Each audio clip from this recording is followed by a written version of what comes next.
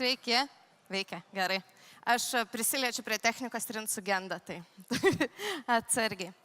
Tai šiandien kalbėsiu apie trikampės prekybos modelį ir prieš šitą prezentaciją googlinau, kaip lietuvis supranta trikampės prekybos modelį. Tai yra e-komercijos atstovas, kuris jį žino kaip dropshippingą, ir yra mokesčių inspekcijos atstovas, kuris į tai žiūri kaip galima PVM grobstymo schemą. Tai šiandien mes pabandysim atskirti, kas tai yra. Aš esu Indrė, e-komercijoje esu 9 metais uodega, lektoriauju virš 8 metų, tai reiškia, kad savo lektoriavimo patirtį sukaupiau iš esmės dirbdama su žmonėm, su daug naujokų ir tuo pačiu studijuodama visą šitą sritį. Tai šiandien noriu pradėti nuo to, ką iš tikrųjų jūs gerai žinot arba ne. Dropshippingo arba trikampės prekybos šaknys, mes aišku tas savokas palyginsim ir pamėginsim atskirti, jos yra iš esmės vienodos, bet kartu ir skirtingos ir gali skirtingi žmonės, skirtingi šaltiniai labai skirtingai tai apibrėžti. Bet pradėsim nuo e-komercijos statistikos. Tai yra projekcija. Projekcija iš Forbes, ar ne? Ir šiuo metu tikimasi, kad 27 metais visų pasaulio pardavimų dalį, 23% dalį sudarys e-komercijos pardavimai.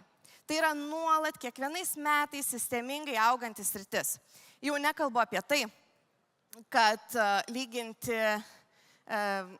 COVID metus, ar ne, kai mes turėjom lockdowną, čia aišku pilna salė žmonių, kurie vėl norėtų lockdowną, nes tada e-komercija aukso amžius, ar ne, tai mes turim nuolat augantį sektorių, kuriame neišvengiamai turi tobulėti logistika, turi tobulėti pardavėjas, o prekės tai tos pačios, ar ne?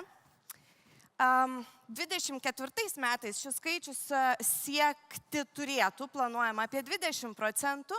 Ir jeigu mes pasižiūrėtumėm į kokius 19 metus, ar 18-15 gal net, nesiekė 10. Tai reiškia labai dideliais žingsniais visas tas globalizacijos procesas pasaulyje, jisai padaro didžiulę įtaką tam, kad nuotoliniai pardavimai vyktų sklandžiau, kad lepėjantis klientas gautų prekę greičiau, ar ne? Tai mes turim džiugę statistiką mums, todėl tokios parodos jos tik augančios, šiandien vos radau, kur prisiparkuoti, aš gerai nesiparkuoju, tai labai smagu iš tikro, kad vis daugiau žmonių domisi, ieško partnerių, tas yra labai svarbu, ar ne, ir auga. Trikampės prekybos nauda, pirmiausia, ar ne, mes čia dabar neatsimam, kiek, gal kokias 7 naudas aptarsim. Pirmiausiai tai yra kainų optimizavimas.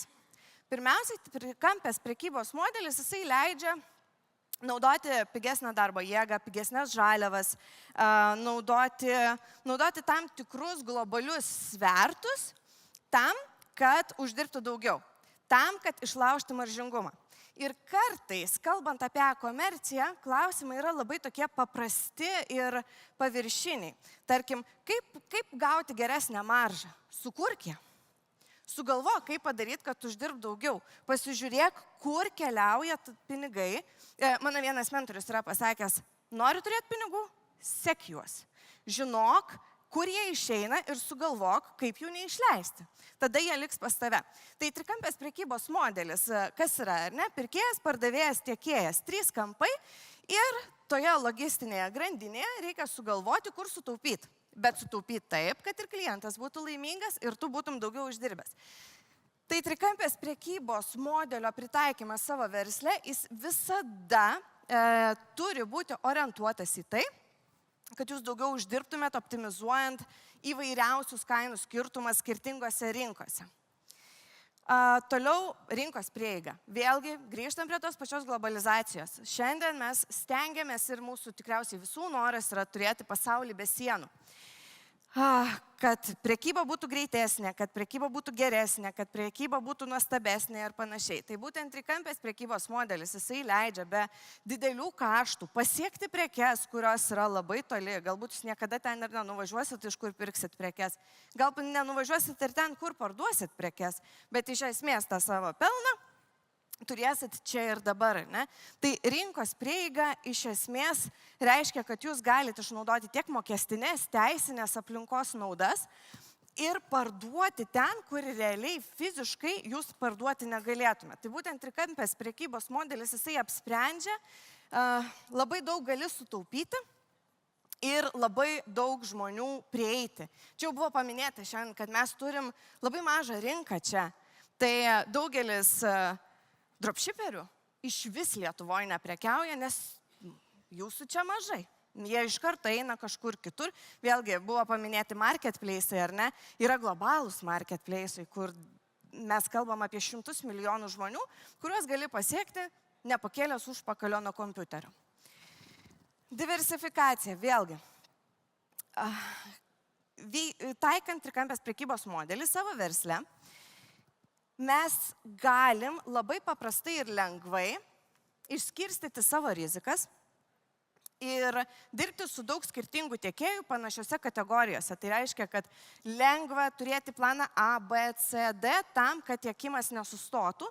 Lygiai taip pat lengva dirbti su vežėju A, B, C, D, kad tiekimas būtų sklandus klientui ir nebūtų jokių trikdžių. Žodžiu, verslas tampa lankstus, diversifikavę savo tiekimo ir logistikos grandines. Taip, geresni partnerystės santykiai, taip. Įmonės, kurios dalyvauja trikampės prekybos modelyje ir kurie naudoja šitą modelį, jie neišvengiamai turi turėti tam tikrus partnerius. Tiekėjus, turi turėti įvairių tarptautinių kompanijų kontaktus, ar ne, ir dirbti su jom. Neišvengiamai, taip bendraujant, kad kaip ir šiandien čia susirinkus, prieinama prie įvairių kitų projektų ir verslo galimybių, įvairių siekiamybės, ar ne, ir be jokios abejonės augimo. Efektyvumo didinimas. Tai reiškia, kad mes galim pasiūlyti klientui daugiau ir optimizuoti logistiką, versti logistiką, turėti inovatyvius sprendimus, daugiau sprendimų. Ir šią akimirką, tarkim, iš Kinijos, ar ne? Atsimenu, kai tik pradėjau prekiauti prieš 8, 9, 10 beveik metų, išėjo tokia Jack Ma kalba. Ir jisai sakė, ateis laikas, kai jūs kokosą nusipirksite iš Tailando ir per 2 dienas jis bus jūsų šaldytuve. Gal to dar ir nėra, bet tai vienareikšmiškai yra ateitis ir mes visi tai žinom. Konkurencinis pranašumas. Įmonės, kurios taiko trikampės prekybos modelį, jos neturi labai daug kaštų. Sandėliavimo kaštų, prekių užsipirkimo kaštų, vadinasi, jie gali turėti beribę pasiūlą ir labai mažus kaštus, taip jos tampa konkurencingesnės. Ir kas atsitinka rinkoje, taikant, kai ateina tie vadinami dropshipperiai, trikampės prekybos prekeiviai su didelė pasiūla, besistengiantys būti unikaliais. Tai reiškia, kad neišvengiamai konkurencija yra ir kiekvieno tikslas yra būti unikaliu.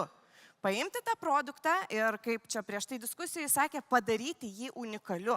Tam, kad nebūtinai produktas turi būti unikalus. Tu gali sukurti kažkokią emociją ir iš tavęs pirks ir pirks brangiau. Taip, automatiškai konkurencija yra veikiama, silpnesni iškris, stipresni visada bus stipresni.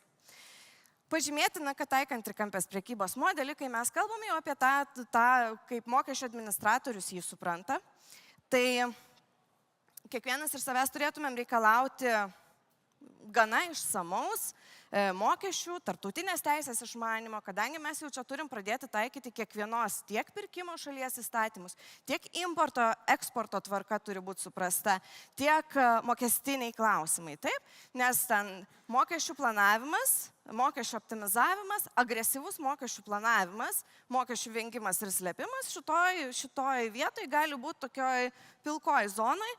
Tas savo atsakomybės kiekvienas tokio verslo vadovas vis dėlto turi suprasti ir čia atsiranda tas sunkumas iš kurio paskui dropshippingas miręs. Tai vis dėlto, ar trikampė prekyba ir dropshippingas yra visiškai tas pats. Tai aš dabar atskirsiu tas savokas, mano subjektyviu požiūriu, iš esmės tai yra tas pats.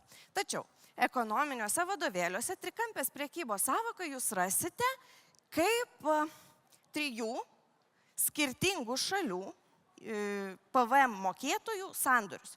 Tiekėjas, pirkėjas ir pardavėjas turi būti PVM mokėtojai skirtingose šalise ir jie, žodžiu, tą PVM direktyvą besivadovaudami nemoka pridėtinės vertės mokesčių, moka ten galutiniam taške tik tai. Tai va, tai daugiau mažiau yra įstatymė apibrėžta trikampė prekyba. Tačiau iš esmės principas ir modelis to vadinamo dropshippingo, kurį mes jau laikytumėm šiuolaikiniu modeliu, ar ne? Dropshippingas yra tokia savoka, kuri iš esmės net gal nelabai turi lietuviško atitikmens. Trikampė prekyba yra artimiausia. Tai yra šiuolaikinės prekybos modelis, kuomet mes pasinaudojam visais savo turimais įrankiais ir tai įprastai yra tiesiog internetas. Jeigu mes pasikapstytumėm dabar ir paieškotumėm dropshippingo trikampės prekybos šaknų, kaip manot, tai yra, nežinau, mes kalbam apie 1900-uosius, 1800-uosius, ar vis dėlto kokį 14 amžių. Ir iš tikrųjų, analizuodama literatūrą, būtent apie ekonominę literatūrą, apie trikampę prekybą, radau nuostabę tiesiog savoką, kuri labai taip papildo vieno mano kolegos pasakymą. Dropshippingo šaknys yra kaip prostitucijos. Nu, niekaip jo nesunaikinsi. Tai trikampė prekyba vadovėliuose yra apibūdinama kaip jos šaknys. Ir pradžia, tai yra vergovės metai, maždaug 16-19 amžius, kuomet tam, kad europiečiai gautų savo cukranendres, jiems reikėjo vežti žaliavas, ginklus, metalus į Afriką, mainyti juos į žmonės ir tuomet juos išveždavo į JAV, ten jie apdirbdavo ir Europa gaudavo savo cukranendres. Nelabai graži istorija, bet vat, tokios istorijos yra. Ar galima rasti dar anksčiau? Be abejo. Iš esmės, kas yra trikampė prekyba arba dropshippingas? Ateinu ir perku iš to, kuris neturi, bet turi know-how. Taip? Tai šioje vietoje tas trikampis, jisai yra ne tik internete, ne tik internete, jisai yra ir paprastose tradiciniuose versluose visada ir nuolatos, nes pardavėjas dažniausiai turi know-how, kurio neturi pirkėjas. Kalbant apie dropshippingo reikšmę, ar ne, tai yra dropshippingas turi didžiulę įtaką elektroninės komercijos augimui, kadangi mes galim išnaudoti pirmiausiai pasaulinius marketplace'us, eBay, Amazon, Bonanza, Walmartas, jau šiandien minėti Kinijos marketplace'ai, kurie turi nežmoniškus kiekius pirkėjų. Klausimas tik tai, kaip į kiekvieną jų įeiti. Į vienus lengviau, tarkim, nueisit dabar žemyn, nueisit į Pigų ar Varlę, pasirašysit sutartį, įėjot. Į kokį nors AliExpress pardavinėti įmanoma, bet yra daug sunkiau. Visai kitokio lygio sutartis, visai kitur reikia važiuoti, kad sudaryti tą sutartį ir taip toliau.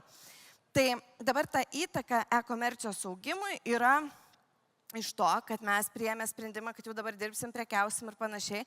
Mes pasiemam inventorių, pasiemam tiekėją, susitarėm su 1, 2, 3, 4 ir mes nesam apriboti piniguose, nes mums nereikia turėti tiek pinigų, kiek mūsų tiekėjas turi prekių. Taip? Mes galim kurti pasiūlą nenusipirkę nei vieno tušinuko, mes galim kurti pasiūlą nenusipirkę nei vieno gabalėlio armatūros, kaip čia jau buvo minėta, ar ne? Mes galim kurti pasiūlą neišleidę ir neišaldę savo pinigų. Tai yra rizikos, atsiprašau, kaštai yra absoliučiai suminimalizuojami ir e-komercija plečiasi taip. Atsiranda didžiulė įtaka rinkoje ir fiziniams verslams, kurie turi inventorių, kurie turi išaldę didelius pinigus į tą inventorių ir ten, nežinau, turi pilnas spintas šampūnų, kurių niekam nereikia, pasidaro sunku. O dropshipperis, jisai pabando, pasiėmėt, nežinau, batus. Iš Turkijos tiekėją turit, prisidėjot batų, pardavėt 100 porų ir žiūrit, kad visi sako, ne, čia blogai. O galvot, gerai, batais nebeprekiausiu. Ir jūs neturit pilnų spintų batų, jūs neturit pilnų, nežinau, pastalių, sandėlio ar dar kažko. Jūs tiesiog esat laisvas palaidoti šitą savo idėją, ją pabandžius ir eiti toliau, ar ne? Ir e-komercijos projekto stabdymas ir paleidimas, jisai netampa jūsų akmuo po kaklu, su kuriuo einat. Tai ypač tiem, kurie pradeda verslą, nori testuotis, neturi daug žinių, jau va čia irgi buvo kalbėta. Pirmiausiai dažnai tokie žmonės sukuria brandą, suinvestuoja labai daug pinigų į custom kažkokią svetainę, tada prisiperka produktų, juos brandina tuos produktus, perka neįtikėtinai nuostabes dėžutes, o pasirodo, kad niekam jų nereikia, neįmanoma padaryti marketingo ir niekas neina, kad ir kiek testuotum. Tai dropshippingas leidžia pirmiausia rasti pirkėją, išsitestuoti produktą ir tada gali judėti prie tradicinių verslų, prie greitesnio pristatymo, prie gražesnės dėžutės, prie brando, kai tu kelsi produkto kainą, aišku, bet tu jau žinosi, ko reikia, kam reikia, kas tavo klientas. Tai čia šiek tiek nuo įtakos e-komercijos augimui nuklydau, bet esmė ta, kad trikampės prekybos modelis, jisai absoliučiai minimalizuoja jūsų rizikos faktorius e-komercijos versle. Taip pat tie, kurie jau pradėjo, turi lepius klientus, gali iki begalybės išplėsti savo inventorių, naudojant šitą modelį, tariantis su tiekėjais, turint vis daugiau ir daugiau pasiūlos, automatiškai vis daugiau ir daugiau parduoti. Greita prieiga prie globalių rinkų. Tai greičiausia, pati greičiausia prieiga prie globalių rinkų ir kelias prie globalios rinkos yra marketplace'as, ar ne? Mes galim tiesiog prisiregistruoti 2-3 tarptautinės puslapiuose, tai yra platformose, ir pasiekti 100 milijonų žmonių su kažkokiu produktu. Tai netgi jeigu jūs esat ne dropshipperis, o nusprendėt kažką nuostabaus pagaminti, prieš pradedant, ar ne, galbūt susikūrus ir susipirkus savo tuos pirmuosius dalykėlius, jūs galit ištestuoti tuos produktus su 100 milijonų žmonių, neinvestavus daug į marketingą, tinklapio kūrimą ir panašiai, ar ne? Tai tas globalių rinkų pasiekimas šiandien yra vėlgi arti ir labai paprastas. Toliau, inovacijos logistikos srityje. Kuo daugiau prisigalvojam trikampės prekybos strategijų, nes trikampė prekyba yra tiesiog modelis, vadovėlis, trikampis, viskas turim. Bet kas bus sudėta į kampus, tai jau čia priklauso nuo mūsų. Ir iš tikrųjų per savo tą beveik 10 metų praktiką esu išgirdus pačių keisčiausių, pačių neįtikėčiausių tų logistikos grandinių dėliojimų ir neišvengiamai logistikos įmonės, sandėliai, 3-4 PL sandėliai, jie privalo ieškoti kelio, kaip padaryti, kad šie dropshipperiai, kurie geba generuoti pardavimus, galėtų dirbti patogiai ir ateitų naudotis jų servisu. Mes neišvengiamai įtakojam logistikos tobulėjimą. Taip, didesnė pasiūla vartotojai. Čia aišku, kaip ir akivaizdu, jau daug kartų sakiau, kad tiesiog trikampės prekybos modelio atstovas, žmogus, kuris valdo tokį verslą, jisai yra visiškai laisvas, absoliučiai laisvas pasirinkti bet kokių tiekėjų, tik tiek, kad jiem reikia jau priimti tą modelį. Ir įprastai šiandienoje tą modelį priima didelė dalis, ne didmenininkų dažniausiai, bet ir tie jau pradeda orientuotis, kuria sistemas, kad dropshipperiui kaip įmanoma lengviau būtų dirbti. Sąnaudų optimizacija. Kaip sakiau, kur neišleidžia pinigų trikampės prekybos atstovas, yra sandėliai ir neturi įšaldymo į prekes, taip pat neturi sąnaudų pakavimui, kas irgi yra didelis toks iššūkis prisitaikyti. Taip, ar viskas tik tai rožinė spalva nupiešta? Tai iš tiesų, Kaip jau minėjau, užsiemant tokiu verslu, kaip ir bet kokiu kitokiu, mes privalom išmanyti tam tikrus dalykus. Pirmiausiai, mokestinė erdvė. Turbūt vienas iš dažniausių skambučių, kurių sulaukiu, tai turiu pinigų, nežinau, ką darysiu su jais. Nes dėl to, kad labai lengva įeiti į rinką, labai lengva pradėti daryti pardavimus, labai lengva auginti tokio tipo verslą, atsiranda pinigai, bet neatsiranda žinios, kaip su jais tvarkytis. Žmonės taupo ant finansų specialistų ir panašiai. Tai iš tikrųjų, kalbant apie e-komerciją, aš visus iki vieno labai raginu painvestuoti į tas žinias. Ypač jeigu mes kalbam apie trikampę prekybą, tai galbūt, kadangi jums nereikia prisirišti prie produkto, tai galite skirti mažiau dėmesio jam, o daugiau dėmesio savo verslo optimizavimui, savo verslo mokestinės erdvės kūrimui, išnaudojant absoliučiai visas tų kampų ir galimybės dirbti skirtingose šalyse privalumus. Aišku, mes susiduriam ir su kokybės kontrolės trūkumu. Tai irgi yra problema, kai dirbama trikampės prekybos modeliu, kadangi mesgi neliečiam tų prekių. Sėdim savo Tailande, Filipinuose, Kinijoje, kur norim, savo sėdim, ar ne? Azijoje, nenorit Azijoje, Pietų Amerikos, Šiaurės Amerikoje, keliaujat aplink pasaulį, gyvenat tik autobuse. Iš esmės, trikampės prekybos verslą valdyti nereikia fizinės lokacijos, užtenka kompiuterio. Bet iš to išplaukia, kad mes negalim sukontroliuoti, kad mūsų tiekėjas, pavyzdžiui, nepakeitė pagrindinės produkto medžiagos, jūsų geriausio daikto, ar ne? Tai mes turim būti gana jautrūs į atsiliepimus ir žiūrėti, kas vyksta mūsų versle, tikrinti, kas vyksta mūsų versle ir stengtis, kaip įmanoma, tai sukontroliuoti. Dabar dėl muitinės. Dar vienas dalykas, aš labai mėgstu PVM temą, tai neturiu laiko tam plėstis, bet iš esmės, ką turi kiekvienas žinoti, kad už importo PVM yra atsakingas klientas. Tai yra pirkėjas yra atsakingas už savo šalyje privalomus mokėti mokesčius, kai mes parduodam į trečiasias šalis. Tai reiškia, jeigu aš pardaviau iš Lietuvos į JAV, jeigu aš pardaviau iš Lietuvos į UK ir mano klientas išstatinėja ragus, tai jūs esate teisūs, nes čia irgi yra labai dažnas toks, ypač naujoko pasimetimas, o Dieve, ten kažką reikia mokėti. Taip, jam reikia susimokėti PVM, kaip ir mums perkant į Lietuvą.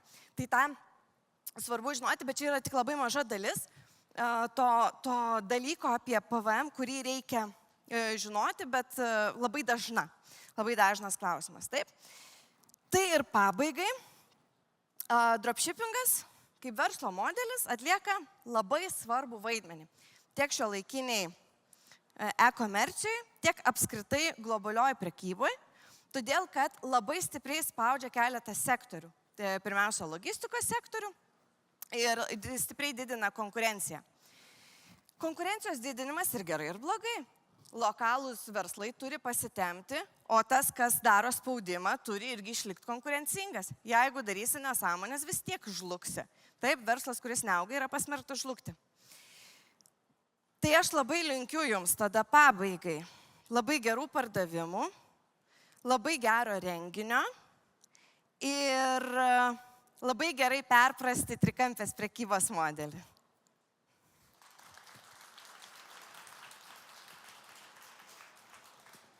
Ačiū tau labai, Indrė, už pranešimą ir visus palinkėjimus. Kągi mes be to dropshippingo darytume, ar ne? Tai aišku, nieko neturėtumėm. Kaip per vieną dieną sugalvojom, rytoj jau galim prekiauti, ar ne, įsintegravę. Kiek daug privalumų. Iš tikrųjų, kol perėsit prie klausimų, pirmą savo pardavimą padariau pirmą naktį, kai sugalvojau. Vakare atsisėdau, biškį pakrapščiau ten kažką tais ir naktį, 2 ar pusę 3 nakties, eBay platformai buvo čičink. Yra. Ir nuo tada čia. Labai dar geras notifikationas yra Shopify'aus. Jeigu yra appsas, kažkas turi toks pinigų įkritimas, toks žiauriai geras. Taip, gerai. Bet kalbant apie tas visas grėsmės ir trūkumus, tai kiek ilgamžiškas yra dropshipping modelis? Ar tai galima kaip vystyti kaip kažkokį ilgalaikį verslą ir ir turėti būtent, naudoti tik dropshippingo modelį, trikampės prekybos lietuviškai, ar ne? Ar vis tik tai labiau toksai, startuojam, išsitestuojam ir tada jau kažkaip kitaip ieškom? Požiūrio klausimas. Realiai, kiekvienas verslas vis tiek yra kitoks. Kiekvienas žmogus pradedantis verslą yra kitoks, jis turi skirtingus tikslus, skirtingą nusiteikimą, skirtingus norus, jo strategija bus šiek tiek skirtinga. Tai, jau kodėl aš pasakojau apie tą vergovę, kuri yra apibūdinama kaip trikampės prekybos modelis. Tai ir norėjau pailiustruoti, kad tai tiesiog pats pritaikomumas jisai gali keistis. Tai gali numirti kažkokios strategijos, gali kažkokie produktai tapti nebeveiksmingi, pardavimo platformos gali nebeveikti, ar ten kažkaip, ar tavo shopas būtų kitoks. Bet pats principas, jis tiesiog negali žlugti. Neįmanoma.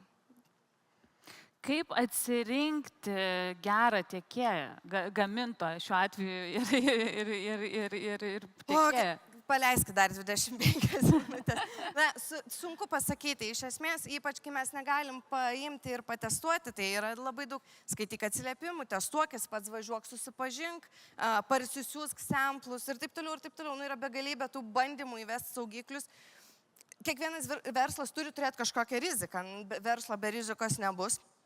Tai irgi reikia suprasti, tai su tuo šiek tiek susitaikai kažkiek, jas valdai, aišku, trikampės prekybos modelių prekiaujant per savo minimales investicijas. Ir viskas, ir dirbi savo. O kokios jūsų mintis apie platformas tokias kaip Dzers ir panašiai? Kokias? Dzers, nesu tikra. Desers, okei. Jo, neatsimenu, ar Desers ir mokamas, gal galima priminti tas, kas paklausė. Gerai, nesvarbu.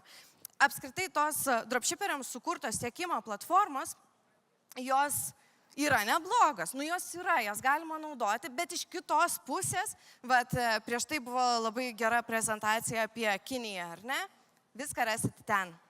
Nieko naujo mokamai platformai nėra. Tai nebent jie turi išradę kažkokias, geresnės logistikas, ar ne, gal klientų aptaravimas kažkoks neįtikėtinas, bet dažniausiai jos ir grąžinimų nenori priimti, todėl kad verslasgi neprivalo, taigi vartotojų teisų įstatymais verslas su verslu, čia verslo santykiai civiliniai, aiškinkitės teisme. Tai šitoj vietoj aš atsargiai žiūriu, aš asmeniškai daugiausiai dirbu su tiekėjais, tai reiškia tiekėjo platforma, viena kažkokia ir aš su ją dirbu.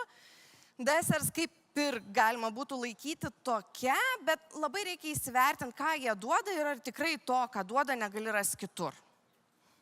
Ačiū labai, Indrė. Gražaus vakaro jums.